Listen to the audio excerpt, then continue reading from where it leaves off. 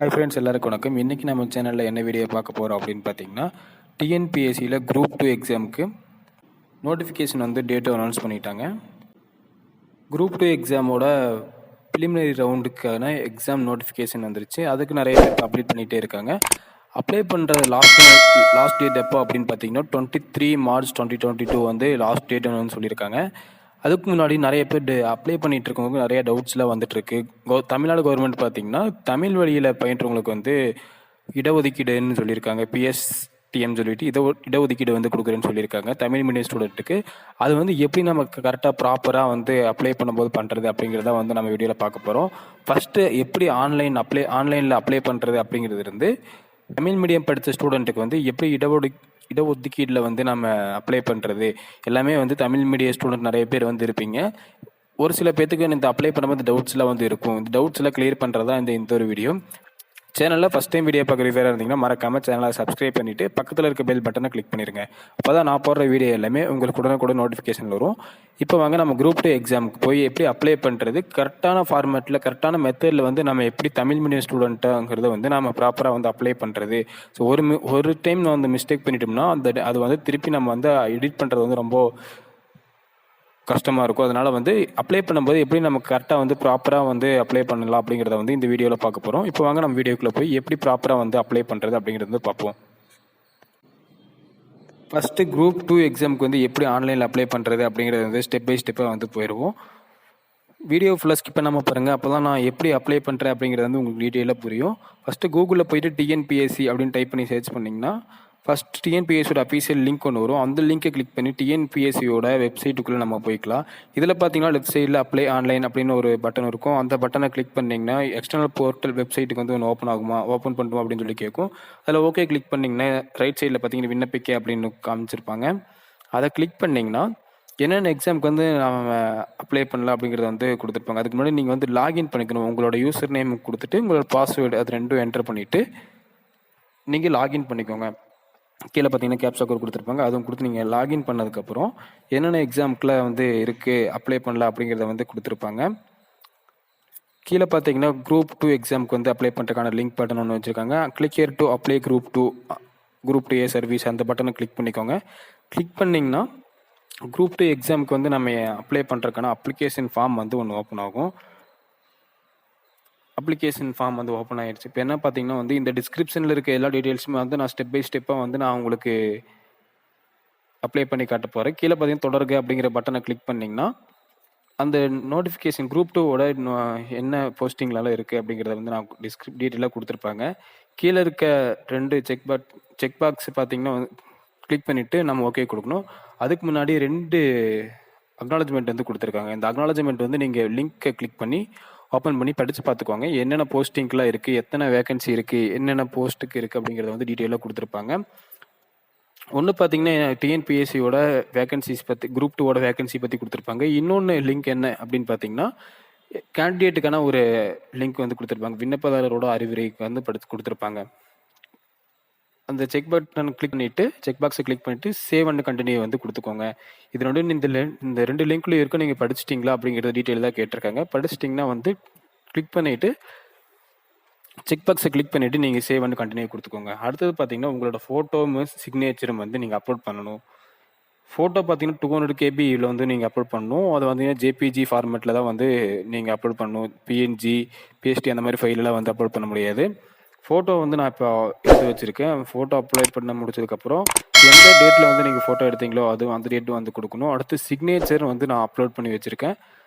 Signature ரெண்டுமே வந்து upload பண்ணி வச்சுருக்கேன். சேவ் ஃபோட்டோன்னு சொல்லி எனக்கு காமிச்சிருப்பாங்க. ஃபோட்டோ ஃபஸ்ட்டு சேவ் பண்ணிக்கணும். ஃபோட்டோ சேவ் பண்ணிட்டீங்கன்னா ஃபோட்டோ அப்லோடு சக்ஸஸ்ஃபுல்னு வந்துடும். அடுத்தது பார்த்தீங்கன்னா சிக்னேச்சர் வந்து நீங்கள் அப்லோட் பண்ணணும். சிக்னேச்சர் நான் ஆல்ரெடி எடுத்து வச்சுருக்கேன். அதே மாதிரி சிக்னேச்சரும் வந்து நான் சேவ் சிக்னேச்சர் பட்டனை கிளிக் பண்ணி சிக்னேச்சர் எனக்கு வந்து சக்ஸஸ்ஃபுல்லாக அப்டேட் ஆயிடுச்சு. அடுத்தது பார்த்தீங்கன்னா உங்களோட பேசிக் டீட்டெயில்ஸ் நம்ம ஆல்ரெடி ஒன் டைம் ரெஜிஸ்ட்ரேஷனில் பண்ணது எல்லாமே வந்து இங்கேயும் கொடுத்துருப்பாங்க. அதெல்லாமே கரெக்டாக இருக்கான்னு ஒன்ஸ் செக் பண்ணிவிட்டு கீழே பார்த்தீங்கன்னா நம்மளோட டீட்டெயில் வந்து எகெயின் ஒன்ஸ் நம்ம வந்து என்டர் பண்ணணும். அதுக்காக கொடுத்துருப்பாங்க. உங்களோட டேட் ஆஃப் பர்த், உங்களோட ஃபர்ஸ்ட் நேம், உங்களோட இனிஷியல், உங்களோட அப்ளிகேண்டோட நேம் கவர்மெண்ட் ப்ரூஃபில் எப்படி வச்சுருக்கீங்களோ அதே மாதிரி வந்து நீங்கள் என்டர் பண்ணிக்கோங்க. இனிஷியல் வந்து போட்டுக்கோங்க. அடுத்தது பார்த்தீங்கன்னா டேட் ஆஃப் பர்த் வந்து கரெக்டாக வந்து நீங்கள் கவர்மெண்ட் ப்ரூஃபில் வந்து 10th 12th சர்டிஃபிகேட்டில் வந்து எப்படி வாங்கியிருக்கீங்களோ அதே மாதிரி வந்து உங்களோட டேட் ஆஃப் பர்த் வந்து நீங்கள் கொடுத்துக்கணும். இந்த டீட்டெயில் எல்லாமே நீங்கள் கரெக்டாக கொடுத்ததுக்கப்புறம் சேவ் அண்ட் ப்ரொசீட் அப்படின்னு சொல்லி கொடுத்துருப்பாங்க. அந்த பட்டனை கிளிக் பண்ணிங்கன்னா நெக்ஸ்ட் பேஜுக்குள்ளே வந்து நம்மளுக்கு போகும். நெக்ஸ்ட் ஸ்க்ரீனில் பார்த்தீங்கன்னா எஸ்எஸ்எல்சியில் வந்து நம்ம ஆல்ரெடி என்டர் பண்ண டீட்டெயில்ஸ் வந்து இருக்கும். தேர்வு தேதி வெளியிட்டப்பட்ட இது வந்து டேட் வந்து கேட்டிருப்பாங்க. அந்த டேட் வந்து எப்போ அப்படின்னு சொல்லிட்டு நீங்கள் நோட் பண்ணி வச்சிருப்பீங்க. நெட்டில் அடிச்சிங்கனால வந்து உங்களுக்கு டேட் வந்து எப்போ எக்ஸாம் ரிசல்ட் அவுட் பண்ணுவாங்களோ அந்த டேட் வந்து கரெக்டாக பார்த்து ப்ராப்பராக போட்டுக்கோங்க. அதேமாதிரி ஹையர் செகண்டரியோட எக்ஸாம் ரிசல்ட் வந்து எப்போ வெளியிட்டாங்க அந்த இயரும் டேட்டும் மந்த்து வந்து கரெக்டாக வந்து ப்ராப்பராக கொடுத்துக்கோங்க. கொடுத்து முடிச்சதுக்கப்புறம் கீழே பார்த்தீங்கன்னா நீங்கள் வந்து டிப்ளமோவோ இல்லை யூஜிஓ படிச்சிருப்பீங்க. அதுக்கான டீட்டெயிலும் வந்து கீழே வந்து நம்ம கொடுக்கணும். சர்டிஃபிகேட் நேம் வந்து கரெக்டாக பார்த்து கொடுத்துக்கோங்க. அதே மாதிரி லாஸ்ட்டாக உங்களோட ரிசல்ட் வந்து எப்போ அனௌன்ஸ் பண்ணாங்க அப்படிங்கிறத டேட்டு வந்து மென்ஷன் பண்ணணும். அது ரெண்டு பார்த்தீங்கன்னா மேண்டேட்டியாக வச்சுருக்காங்க. அந்த exam date 3 first 10th 12th அடுத்து நீங்கள் யூஜியா பிஜியா இல்லை டிகிரி லாஸ்ட்டாக கம்ப்ளீட் பண்ண ரிசல்ட் வந்து நீங்கள் இதில் ரிசல்ட் டேட் வந்து நம்ம இங்கே கொடுக்கணும். கொடுத்து முடிச்சதுக்கப்புறம் பார்த்தீங்கன்னா நெக்ஸ்ட் ஃபார்ம் என்னவா இருக்கும் அப்படின்னு பார்த்தீங்கன்னா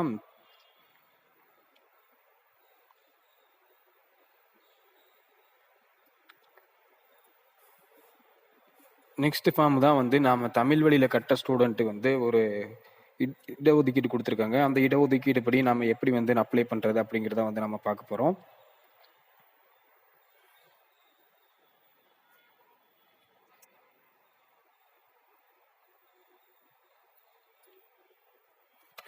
இதில் பார்த்தீங்கன்னா குறிப்பு என்ன நோட்ஸ் என்ன கொடுத்துருக்காங்க அப்படின்னு தமிழ் வழி இருப்பாங்க. லாஸ்ட்டாக வந்து எப்போ ஜியோ ரிலீஸ் பண்ணாங்களோ அந்த ஜியோவோட டேட்டு கொடுத்துருப்பாங்க. அந்த குறிப்பை வந்து நீங்கள் படித்து பார்த்துக்கோங்க. படித்து பார்த்துட்டு கீழே வந்தீங்கன்னா வந்து நிர்ணயிக்கப்பட்ட கல்வி தகுதியினை தமிழ் பயிற்று மொழியில் பயின்றதற்கான பிஎஸ்டிஎம் இடஒதுக்கீடு கோருகிறீர்களா அப்படின்னு சொல்லி கேட்பாங்க.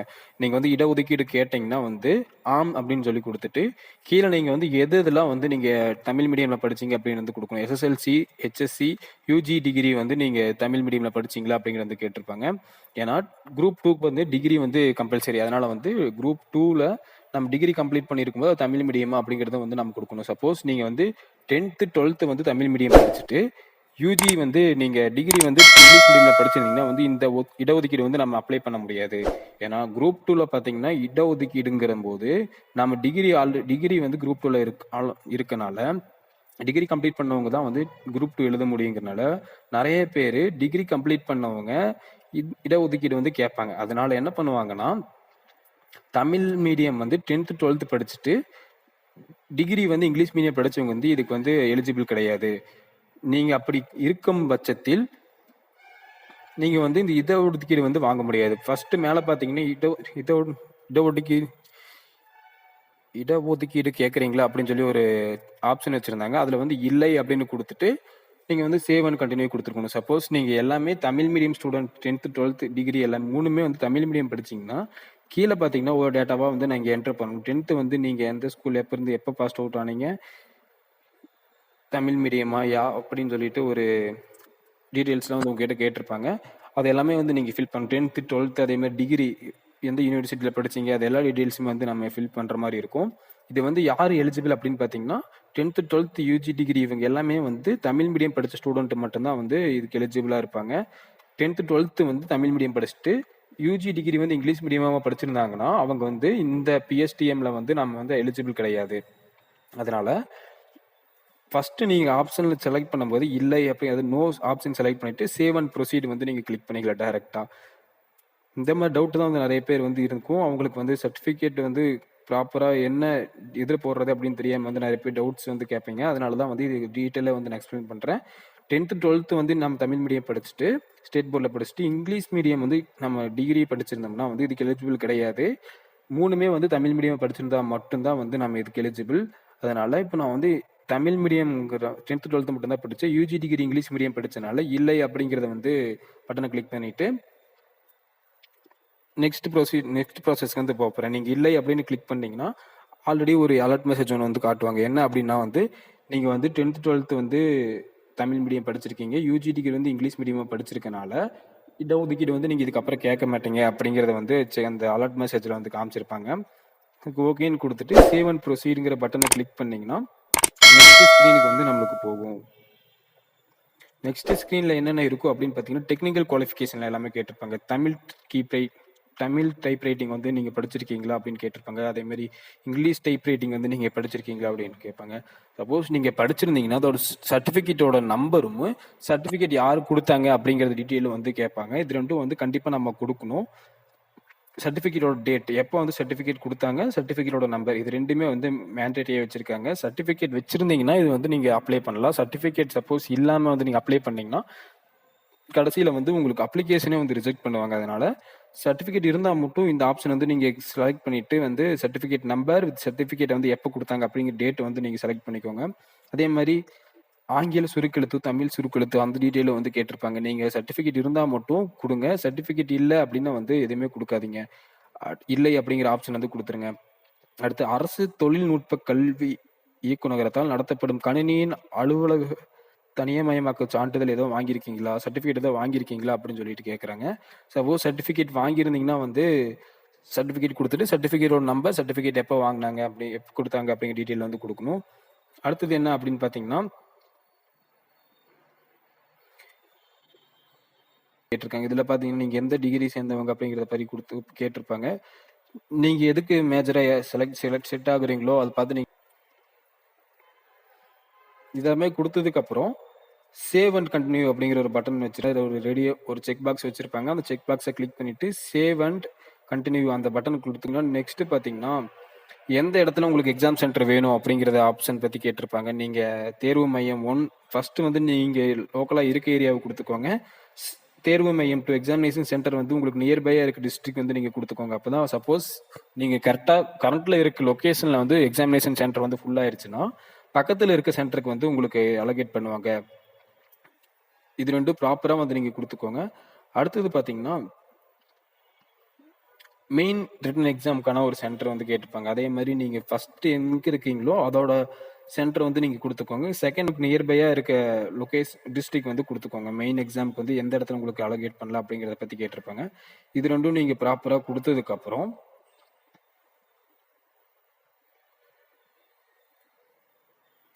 முதல்நிலை தேர்வு, அதாவது பிலிமினரி ரவுண்ட் எக்ஸாம் டீட்டெயில்ஸ் வந்து கேட்டிருப்பாங்க. இது என்ன, இதை பற்றி நீங்கள் தமிழில் எழுதுறீங்களா இங்கிலீஷில் எழுதுறீங்களா வந்து கேட்டிருப்பாங்க. நான் வந்து தமிழில் தான் எழுத போகிறேன். அதனால் பொது தமிழ் செலக்ட் பண்ணிக்கிறேன். பொது தமிழ் செலக்ட் பண்ணிவிட்டு நீங்கள் எந்த டிஸ்ட்ரிக்டில் வந்து இருக்கீங்க அப்படிங்கிறது வந்து நான் செலக்ட் பண்ணணும். இதெல்லாம் மேலேயே நான் பண்ணி முடிச்சுட்டு அடுத்து நான் பொது தமிழ் செலக்ட் பண்ணிட்டேன். அடுத்து ஃபீஸ் கன்செக்ஷன் வந்து கேட்குறீங்களா அப்படின்னு சொல்லி கேட்பாங்க. ஆனால் ஆல்ரெடி 1 டைம் ரெஜிஸ்ட்ரேஷன் பண்ணும்போதே நம்ம 3 டைம் வந்து ஃப்ரீயாக வந்து நெக்ஸ்ட் ரெஜிஸ்ட்ரேஷன் பண்ணிக்கல, ஃபீஸ் கன்செக்ஷன் கொடுப்பாங்க. அதனால் நான் வந்து ஃபஸ்ட்டு கொடுக்கல, எனக்கு வேண்டாம் அப்படின்னு சொல்லி கொடுத்துனா வந்து இதுக்கப்புறம் மாற்ற முடியாது அப்படின்னு வந்து சொல்கிறாங்க. எதுக்காக நான் இப்படி கொடுத்து பார்த்தேன்னா உங்களுக்கு தெரியணும் அப்படிங்கிறதுக்காக.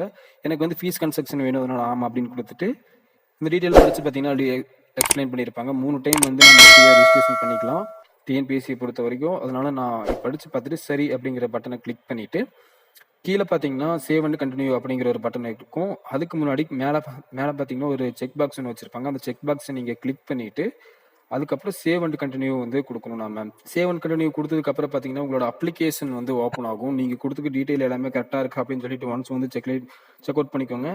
செக் பண்ணதுக்கப்புறம் பார்த்தீங்கன்னா ஃபர்ஸ்ட்ல இருந்து உங்களோட டீட்டெயிலாக என்னென்ன டீட்டெயில்ஸ்லாம் கொடுத்துருக்கீங்களோ அது எல்லாமே ப்ராப்பராக இருக்கா அப்படிங்கிறது எல்லாமே கரெக்டாக செக் பண்ணிக்கோங்க. செக் பண்ணிவிட்டு நெக்ஸ்ட்டு பார்த்தீங்கன்னா கீழே ஒரு அக்ரிமெண்ட்டுக்காக ஒரு சில ஆப்ஷன் கொடுத்துருக்க கொஸ்டின்ஸ்லாம் வந்து கேட்டிருப்பாங்க. இதெல்லாமே நீங்கள் படித்து பார்த்துட்டு டிக் பண்ணிக்கோங்க. படித்து பார்த்துட்டு டிக் பண்ணதுக்கப்புறம் பார்த்தீங்கன்னா கீழே பார்த்தீங்கன்னா ஐ கன்ஃபார்ம் த எபோ அப்படின்னு சொல்லிட்டு ஒரு செக் பாக்ஸ் வச்சுருப்பாங்க. அந்த செக் பாக்ஸை கிளிக் பண்ணிவிட்டு ஐ agree to final submit on the online application அப்படின்னு சொல்லி கொடுத்துருப்பாங்க. உங்களோட அப்ளிகேஷன் வந்து ஃபைனலாக வந்து சப்மிட் பண்ண போகிறேன் அப்படிங்கிறத வந்து நீங்கள் செக் பண்ணிட்டு yes I agree to proceed அப்படின்னு சொல்லி பட்டன் வரும். அதை வந்து நீங்கள் கிளிக் பண்ணிக்கோங்க. அப்ளிகேஷன்லாம் நீங்கள் கன்ஃபார்ம் பண்ணதுக்கப்புறம் அப்ளிகேஷன் டீட்டெயில் எல்லாமே நீங்கள் ஃபில் பண்ணதுக்கப்புறம் ஒன்ஸ் உங்களோட டீட்டெயிலாம் வந்து செக் பண்ணுறதுக்காக இன்னொரு ரவுண்டு வந்து உங்களுக்கு கிட்ட கொடுக்குறாங்க. இதில் எல்லாமே வந்து நீங்கள் கரெக்டாக இமெயில் ஐடி, உங்களுடைய மொபைல் நம்பர், உங்களோட டீட்டெயில்ஸ் எல்லாமே வந்து கரெக்டாக இருக்கா, அப்படி டிக்ளரேஷன் ஃபார்மில் எல்லாமே வந்து நீங்கள் கரெக்டாக கொடுத்துருக்கீங்களா அப்படின்னு எல்லாமே படித்து பார்த்துட்டு டிக்ளரேஷன் ஃபார்மில் ஒரு செக் பட்டன் வச்சுருப்பாங்க. அதை கிளிக் பண்ணிவிட்டு ஐ கன்ஃபார்ம் த எபோ அப்படிங்கிற பட்டனை கிளிக் பண்ணிங்கன்னா yes I proceed to agreed அப்படின்னு சொல்லிட்டு கொடுத்து பட்டன் வரும். அதை கிளிக் பண்ணிங்கன்னா உங்களோட அப்ளிகேஷன் ஃபார்ம் வந்து நெக்ஸ்ட் ஓப்பன் ஆகும்.